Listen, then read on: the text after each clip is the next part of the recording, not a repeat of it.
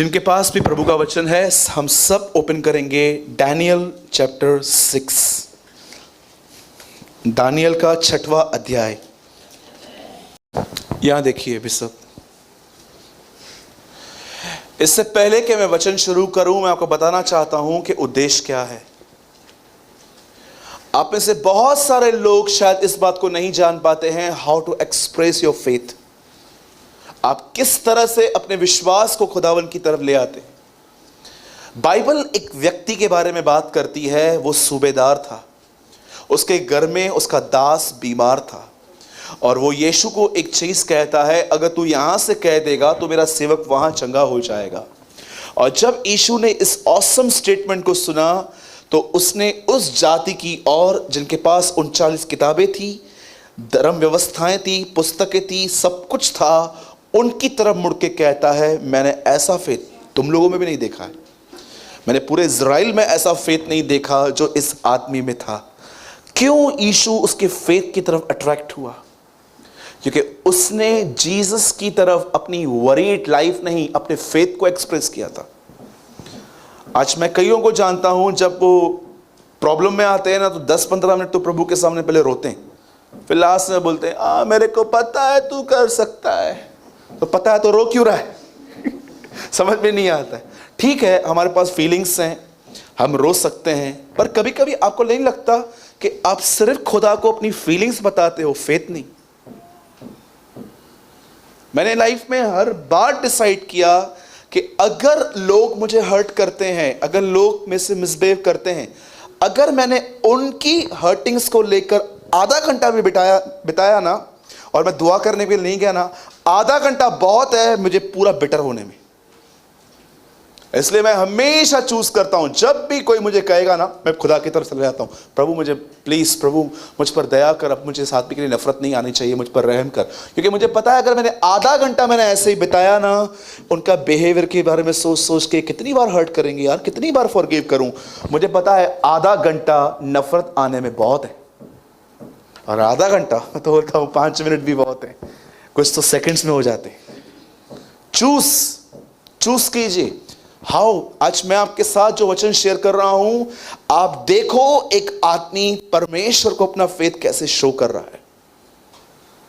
और कई बार याद रखिएगा इस बात को, ये जो हमेशा छुटकारे की प्रतीक्षाओं की दुआएं करते हैं ना, खुदा मेरे पास ये प्रॉब्लम है, ये प्रॉब्लम है, ये प्रॉब्लम है, ये प्रॉब्लम है, और मैं प्रार्थना करता हूं एक दिन तू सॉल्व करेगा। मैं आपको बताना चाहता हूं, इन दुआओं से अब ऊपर आओ,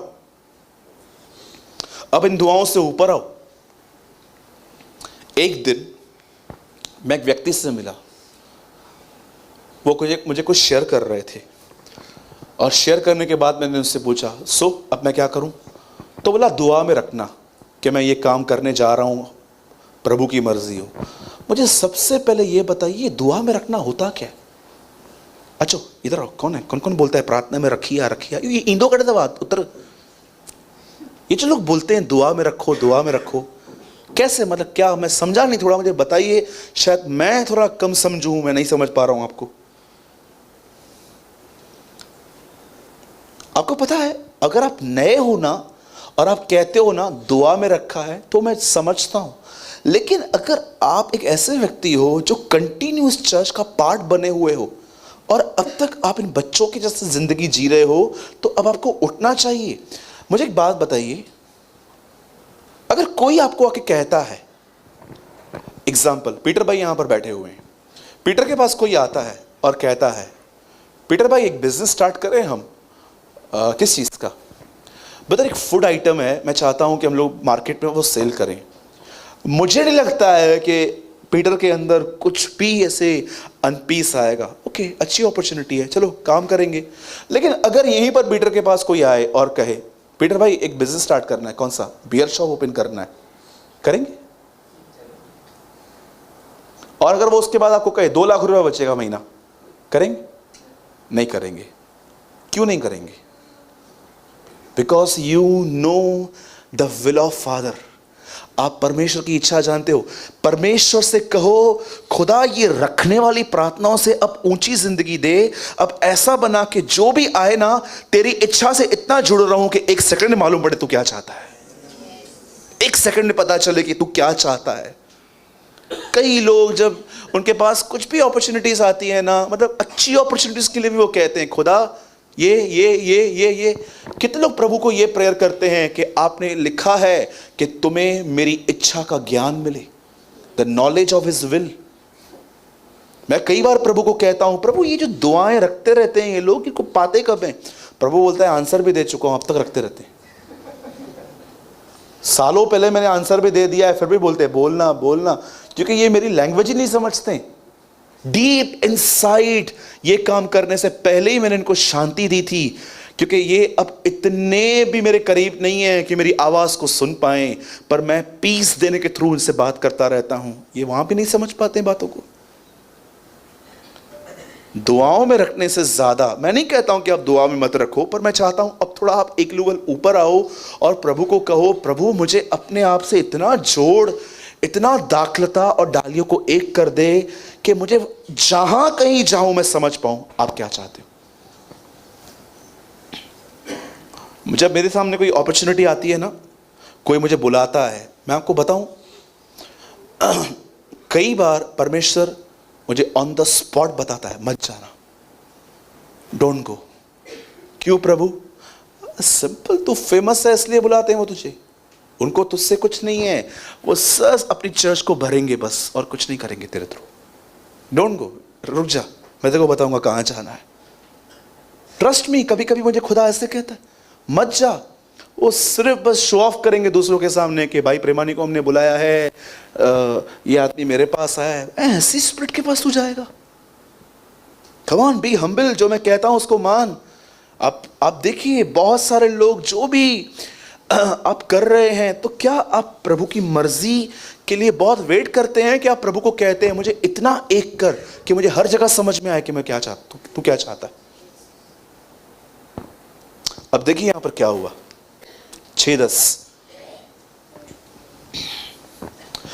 जब दानियल को मालूम हुआ कि उस पत्र पर हस्ताक्षर किया गया है, तब वह अपने घर में गया जिसकी ऊपरी कोठरी की खिड़कियां यरूशलेम के सामने खुली रहती थी, और अपनी रीति के अनुसार जैसा वह दिन में 3 बार अपने परमेश्वर के सामने घुटने टेक कर और धन्यवाद करता था, वैसा ही तब भी करता रहा। English brother.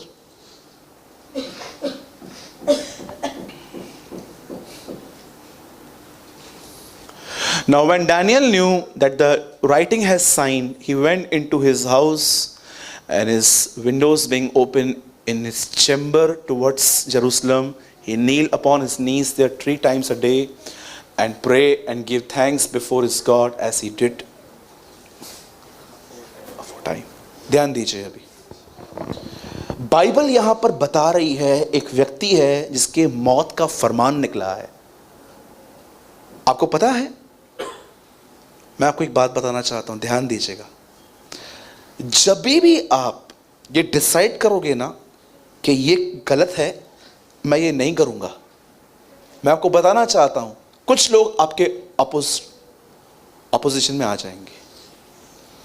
याद रखना, धन्य है वे जो धार्मिकता के कारण सताए जाते हैं।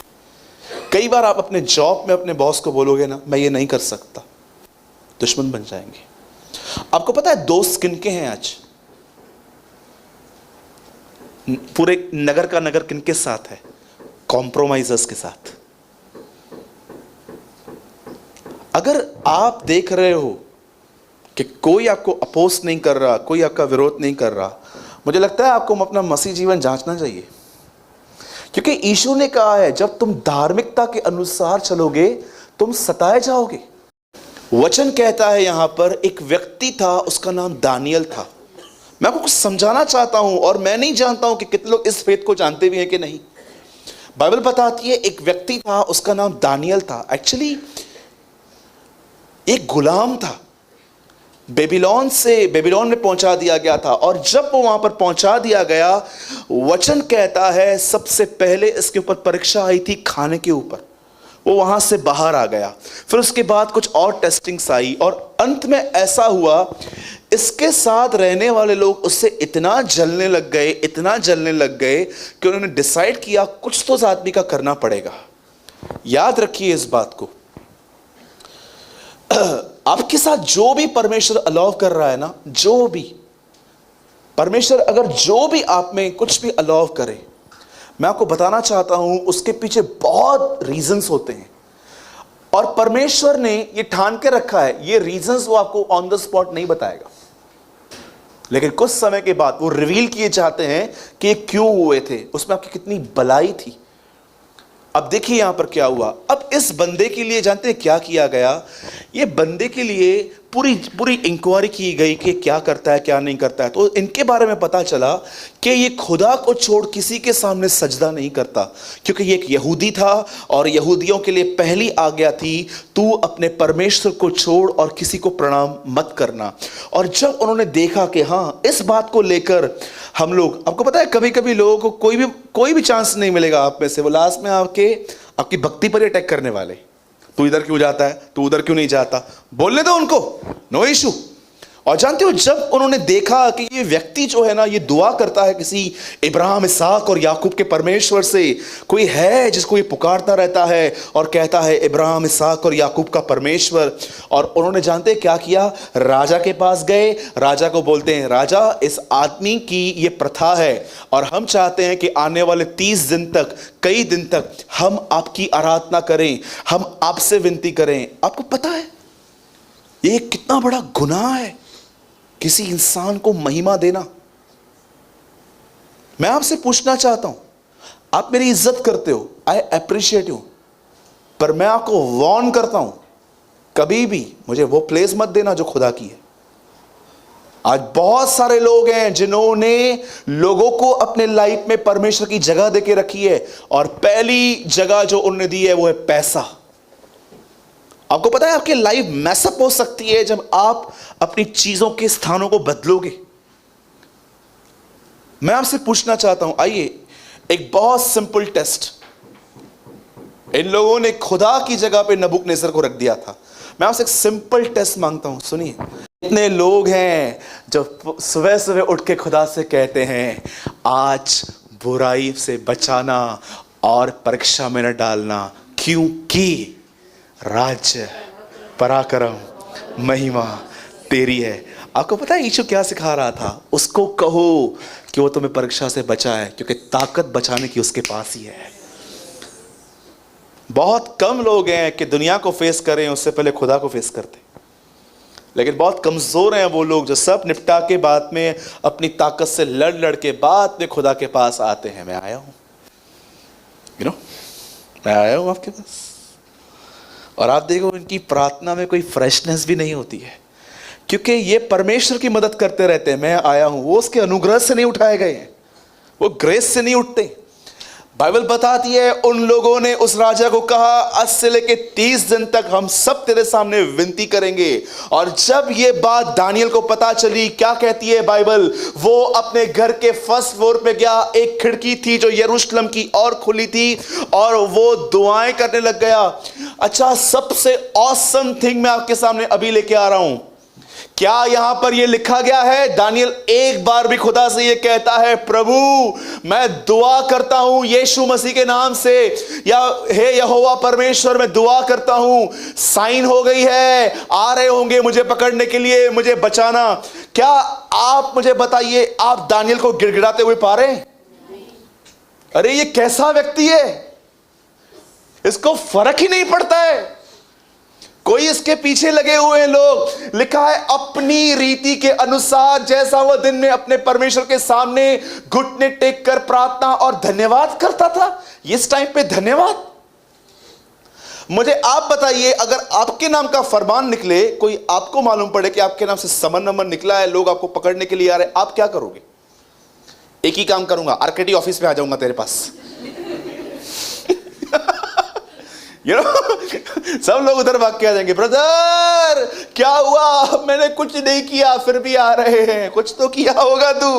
यहां पर क्या लिखा है? घुटने टेक कर प्रार्थना और धन्यवाद करता रहा। धन्यवाद, प्रार्थना, क्या है इस आदमी के इनसाइड? ये कोई ऐसा व्यक्ति नहीं है जो चीट कर रहा था लोगों को। ये परमेश्वर का सच्चा दास था। खुदा ने 11 अध्याय लिखे हैं इसके जीवन के विषय में। एक ऐसा आदमी जिसका जिक्र नहीं है कि कभी उससे शादी की थी। गुलामी के अंदर खुदा उसे उठाता था, उसके ऊपर फेवर था। और मैं आपको बताना चाहता हूं, जिस समय दानियल दुआ कर रहा है वो हमारी तरह यंग नहीं था, वो 89 इयर्स का था। 89 इयर्स का व्यक्ति सेम अभिषेक अपनी प्रभु की उपस्थिति में जीता है। वो आज भी सेम संबंध बनाए रखता है। इधर तो 30-35 वाले ढीले पड़ जाते हैं, एंड 89 इयर्स का। आप बोलोगे ब्रदर आपको कैसे पता चला? इतिहास बताता है 19 सालों में ये वहां पर पहुंचाया गया, और हर 70 साल में राजा बदला जाता था। जिस समय ये आया उस समय नबूकदनेस्सर था, पर इस समय दारा है। Read it. किंग्स बदले जाते थे 70 ईयर्स में, गवर्नमेंट बदली जाती थी वहां पर। और आपको पता है उन दिनों में ये व्यक्ति, अब मुझे एक बात बताइए, सब यहां पर ध्यान दीजिए, छोटा सा संदेश है लेकिन बड़ा मजेदार है। सुनिए, एक व्यक्ति को जब पता चलता है कि, क्या लिखा है यहां पर, पहली लाइन बताइए। उसको पता है, ऐसा नहीं है कि वो नॉर्मली उसको कोई पता नहीं है, अचानक उसके ऊपर ट्रबल आने वाली है। ही न्यू, वो जानता है ये हुआ है, और वो आराम से अपने कमरे में जाता है, धन्यवाद देता है, दुआ करता है, वहां बैठा रहता है। क्या है इस आदमी के अंदर? क्या चल रहा है इस आदमी के अंदर? मैं आपको सच कहता हूं, मैंने मसीह जीवन में कल रात को एक डिफरेंट फेथ लर्न किया।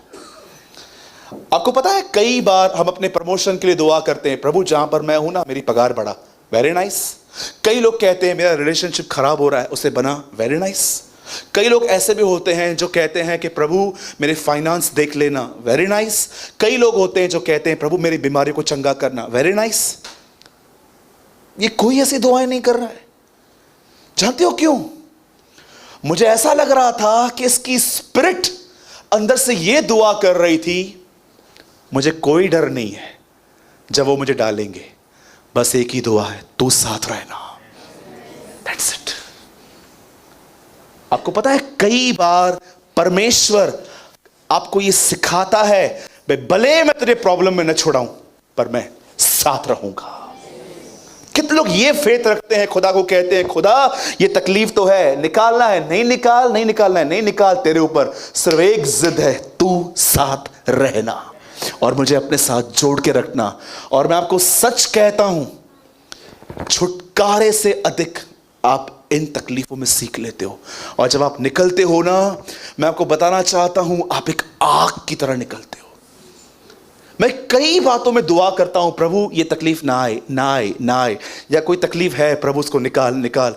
पर मुझे कई बार परमेश्वर कहता है कभी कभी मैं तुम्हें तकलीफ से नहीं निकालता हूं, पर मैं कई बार तुम्हारे साथ वहां पर रहकर तुम्हें दिखाता हूं कि देख मेरे साथ रहे, मौत भी तुझे नहीं छू पाएगी।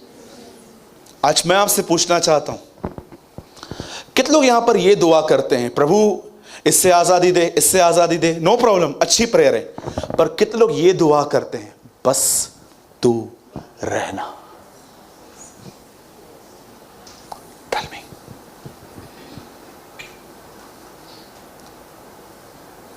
प्रभु तू रहना, मेरी फैमिली मेरे को नहीं समझती है ना, ठीक है प्रभु नहीं समझे, मैं दुआ करता हूं उनके लिए कि वो बदले जाए, बट तू साथ रह। मेरे भाइयों और बहनों, आज काश आप मेरी आत्मा को समझ पाओ।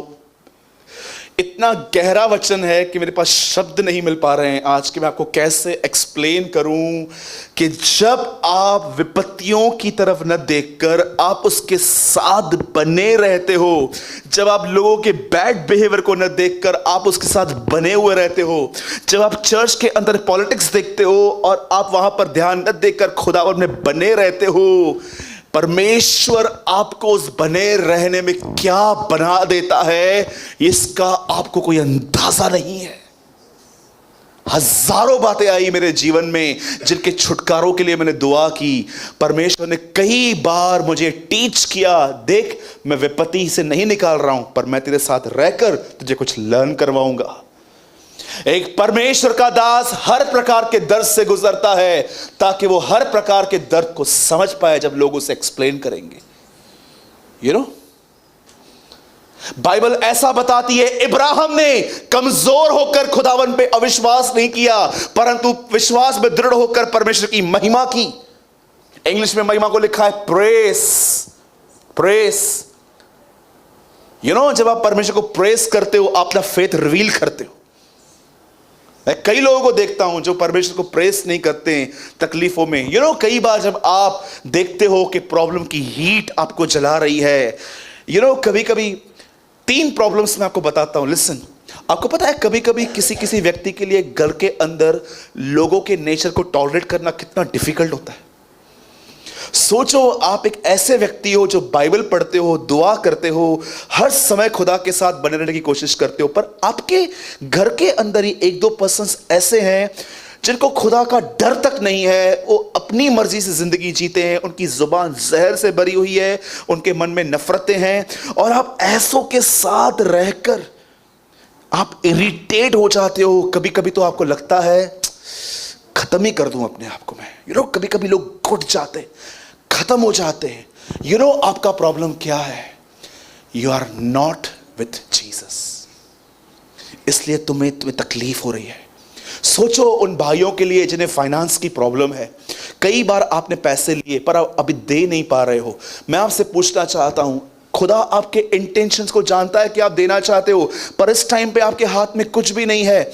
मैं आपसे पूछना चाहता हूं, जो जॉबलेस है, जिसका बिजनेस ढीला है, या जिनके ऊपर लोन है, मैं आपको कहना चाहता हूं, कभी कभी आपने देखा है ये प्रेशर्स हमें कितना मारते हैं। मैं आपको बोलना चाहता हूं, योर आंसर इज यीशु के साथ जियो।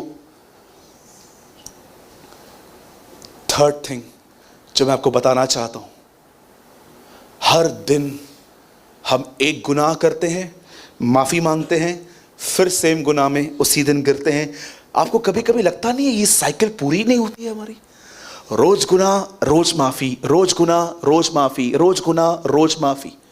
रीजन क्या है इन चीजों का? मैं आपसे अब एक आखिरी बात शेयर कर रहा हूं, अ लास्ट थिंग। मुझे बताइए, 12 लोग बोट में खड़े थे, सब देख रहे थे बोट नीचे ऊपर हो रही है, बोट नीचे ऊपर हो रही है, यहां से विंड्स चल रही हैं, सामने से यीशु आ रहा था। कभी आपने इस बारे में देखा? सब चुपचाप से खड़े थे। पतरस ही अकेला व्यक्ति था जिसने स्टेप उठाया, मैं जाऊंगा। सोचो, वो 11 अपने को क्या रिमाइंड करवा रहे थे? नहीं, हम इंसान हैं, वो खुदा है, वो चलेगा, हम कहां पर? पतरस ने कहा नहीं, मैं चलूंगा। मुझे ऐसा लगता है वो 11 अपने आप को यही सोचने के लिए दे रहे थे, नहीं हम नहीं चल सकते। आप सोचो, पतरस की बोल्डनेस को देखकर भी कोई बाहर नहीं आया। जब पतरस चलने लग गया, उसका भाई भी नहीं कहता हे वेट मैं भी आ रहा हूं, कोई बाहर नहीं आया। लेकिन पतरस ने डिसाइड किया नहीं मैं चलूंगा। आपको पता है पतरस क्यों चल पाया? क्योंकि पतरस परमेश्वर के वचन को देख रहा था, यीशु मसीह को। कौन है यीशु? 19:13 प्रकाशित वाक्य में लिखा है, वो परमेश्वर का वचन है। अगर आपने नहीं पढ़ा है, मैं आपको शो करता हूं। ब्रदर एक वचन लगाइए, सब यहां पर देखिए, कोई बाइबल मत ओपन कीजिए। 19:13 रेवलेशन देखिए, यीशु मसीह को स्वर्ग में क्या पुकारते हैं? हम तो उसको जीवन की रोटी, जीवन का जल, बहुत सारे नाम देते हैं। और वह लहू से छिड़का हुआ वस्त्र पहने है और उसका नाम परमेश्वर का वचन है। पतरस जब यीशु को देख रहा था, जैसे उसने देखा वो यीशु की तरह बन गया। मैं आपको फिर से बताना चाहता हूं, शायद संडे स्कूल के बच्चों को हम सिखा सकते हो पानी पे चला, पर आप मैच्योर लोगों, मैं आपको बताना चाहता हूं, पतरस पानी पे नहीं, पतरस परमेश्वर के वचन पे चला। वो कहता है यीशु यदि आप हो तो आज्ञा दो। यीशु कहता है come. He is a first person जिसे पानी के ऊपर पैर निकाला और वो चलने लग गया। लेकिन कितनी दुख की बात है, 12 लोगों में से एक ही निर्णय लिया। हो सकता है आप में से भी यहां पर बहुत सारे लोग हैं जो आते हैं, क्योंकि आपका एक नियम है, संडे को जाते हैं, अच्छी मीटिंग होती है वहां पर। लेकिन क्या आप ये निर्णय लेते हो, बहुत सोच लिया, बहुत कर लिया, अब मैं विश्वास की जिंदगी जीऊंगा? जानते हो बाइबल क्या बताती है? उनकी चिंताएं परस्पर उन पर दोष लगाती हैं। मुझे नहीं पता है आप में से कितने लोगों ने यह वचन पढ़ा है। आई थिंक ये रोमन्स में लिखा गया है, उनकी चिंताएं उन पर दोष लगाती हैं। आपको पता है आपकी चिंता आप पे क्या दोष लगाती है? तो खुदा पर निर्भर नहीं है। उनकी चिंताएं उन पर दोष लगाती हैं। रोमन्स मेरे ख्याल से लेटर्स में एक ये वर्ड लिखा गया है यहां पर। आज मैं आपसे पूछना चाहता हूं, सिर्फ छुटकारों के लिए दुआएं करते हो, यहां से छुड़ा, यहां से छुड़ा, यहां से छुड़ा, कि खुदा को ये कहते हो भले ही ऑफिस में पॉलिटिक्स है ना, मैं जॉब नहीं छोड़ूंगा, मैं रहूंगा वहां पर क्योंकि मुझे पता है तू मेरे साथ रहेगा। अरे जितने भी आए थे सबका ट्रांसफर हो जाएगा, तुम वहीं बने रहोगे। कितनों की ये गवाही है, जितने तुमको तंग सब चले गए, चल भाई चल आगे, चल चल आगे चलो, चलो निकलो यहां से, तुम वहीं पर बने हुए हो। क्यों? क्योंकि तुम खुदा के साथ बने हुए हो। भागो मत, फेस करो। ये आदमी अपने छुटकारे की प्रतीक्षा नहीं कर रहा था। पीछे जाइए ब्रदर, यहां नहीं लिखा है जब दानियल को पता हुआ कि उस हस्ताक्षर किया गया है तब वह डरकर भागकर, यहां तक कि चप्पल भी छूट गई, और वो भागकर सीधा ऊपर गया और रोने लग गया, ये क्या हो रहा है, हम लोग के साथ ऐसा क्यों कर रहा है तू, मुझे बचा। ऐसी नहीं लिखी है बाइबल। सोचो बाइबल अगर ऐसे लिखी होती तो कितनी बोरिंग किताब होती। ऐसे लिखी रहती, यीशु कनान में गया, खाना खाया, चेलों ने भी खाना खाया काना नगर में शादी में, और वहां से निकले। जैसे वहां से निकले वो एक बोट में चढ़े, बहुत अच्छी यात्रा थी, उस पर पहुंचे, 5,000 लोग बैठे थे, सबने टिफिन बॉक्स खोला और खाना चालू किया। और उसके बाद यीशु एक व्यक्ति से मिला। बाइबल ऐसे लिखी गई है। सोचो बाइबल अगर ऐसे लिखी होती आप कितनी बार पढ़ते। जानते हो आप बाइबल आराम से पढ़ो, ये दिखाया गया है हर जगह प्रॉब्लम थी, और जहां पर वो गया उसको देख के सारी प्रॉब्लम्स भाग गई। हर जगह प्रॉब्लम थी, लेकिन वो जहां, सोचो बाइबल ऐसे लिखी गई है, वो वहां पर गया, शादी में अच्छा खाना था, मरियम यीशु को बार बार बोल रही थी ये भी बचा हुआ है खा लेना। सोचो क्या, जैसे जैसे हम बोलते रहते हैं साइड साइड में, ये खाया, ये खाया, ये खाया, खाया, खा बरोबर खा, लिफाफा दिया हमने। सोचो हाँ, क्या ऐसा था?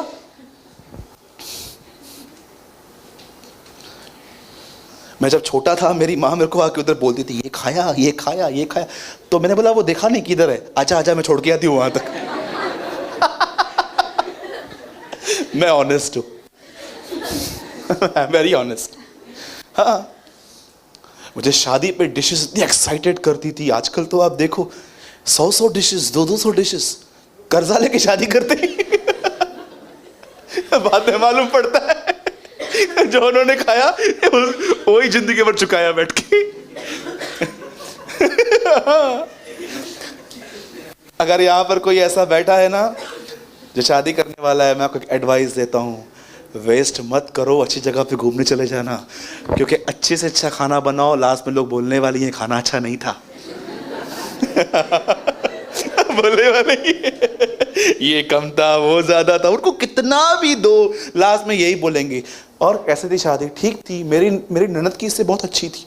हम जानते हैं तेरी ननद को, भाग गई है वो भी। कुछ भी करते रहते हैं आजकल, कुछ भी। यहां पर ये नहीं लिखा गया है कि वो डर के, वो परेशान होकर दुआएं करता है। ही is a man of faith. आपको पता है जब आप दुआ करते हो, आपकी दुआ हेवन में एक मैसेज लेके जाती है। पता है कौन सा message? 3 messages. First, I honour you. Second, I humble before you. Third, I am nothing without you. जब भी आप दुआ करते हो, ये दुआ 3 संदेश स्वर्ग में लेके जाती है। पहला, मैं आपकी उपस्थिति में नम्र होता हूं। दूसरा, मैं आपके बगैर कुछ नहीं हूं। और तीसरा, आपको मैं आदर देता हूं। ये दुआएं हमेशा 3 संदेशों को ऊपर लेके जाती है। लेकिन जानते हो जो लोग दुआ नहीं करते, उनका एक ही संदेश ऊपर जाता है, मुझे आपकी कोई आवश्यकता नहीं है, मैं इंटेलिजेंट हूं इस प्रॉब्लम से लड़ने के लिए। You sit on your throne. आप बैठो चुपचाप से। So what about you? आपका क्या? Are you a man of faith and prayer? क्या आप विश्वास और प्रार्थना के लोग हैं? सोचो। मैं आपको सच कहता हूं, इस आदमी ने मेरी नींद खराब कर दी है 2 दिन से। मैं 2 दिन से नहीं सो पा रहा हूं रात को। सुबह शाम मैं खुदा को यह कह रहा था, मुझे ये एटीट्यूड चाहिए। जितने घंटे दुआ में बैठने के लिए कहेगा मैं बैठूंगा, मेरे को ऐसा बनना है। अरे ये आदमी पे असर नहीं कर रहा है, इसकी डेथ आने वाली है, डेथ सेंटेंस में साइन हो गया है, मारो उसको। ये वहां पर गया सिंहों की मान में, ऊपर से राजा उसको बोलता है जीवित है, और वो कहता है ते मेरे परमेश्वर ने तेरे शेरों का मुंह बंद करके रखा है। और आपको पता है, जिन्होंने चुगली खाई, जब उनको फेंका गया, वो खड्डे तक भी नहीं पहुंचे थे कि लिखा है कि शेरों ने हड्डियों समेत उन्हें कचकच्चा खा दिया था। ऐसा क्या देखा उन लोगों में, डैनियल के अंदर, कि उन्होंने एक दूसरे को मैसेज दिया, डोंट टच। 75% एंजल्स अभी भी ऊपर ही हैं, सब पकड़ के मारेंगे नीचे, मत करना। 25 गिरे नीचे, 75 अभी भी ऊपर है, ये सब आके मारेंगे। उन्होंने क्या देखा? वन थिंग, उन्होंने दानियल के अंदर खुदा को देखा। और कौन अपने सृष्टिकर्ता से लड़ेगा? किसकी नौबत आई है? कौन अपने कुम्हार से लड़ेगा? बाइबल कहती है, मनुष्य मनुष्य का दुश्मन हो तो यहोवा उसे बचाए, और यदि यहोवा ही किसका दुश्मन हो तो उसे कौन बचाए? सोचो। मैं आपसे विनती करता हूं मेरे भाइयों और बहनों, इस एटीट्यूड के लिए दुआ करो कि खुदा भले तो मुझे नहीं भी छुड़ाएगा ना, नो इशू, मेरे साथ रहना, बस मैं सब बर्दाश्त कर लूंगा अगर आप मेरे साथ रहेंगे तो। और वो तो साथ है ही, उसके साथ बने रहो। बोलो यीशु मसीह की।